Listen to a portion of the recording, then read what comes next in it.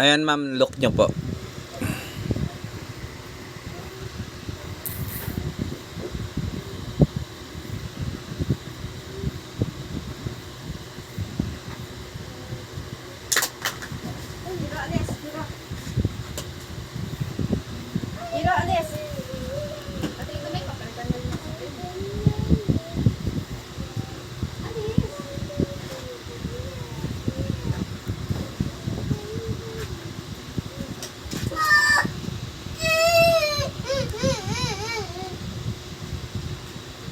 Baka tamaan yung ano.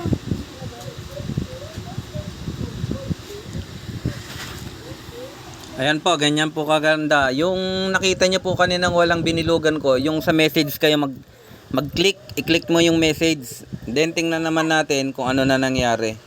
Pupunta tayo sa message. Ayun ma'am oh. Nakalagay din dito kung saan ka nag-send, ibang gateway din. Ito na kagad nakapag-send na ako ng 2,000. Ganun lang yan sa kadali.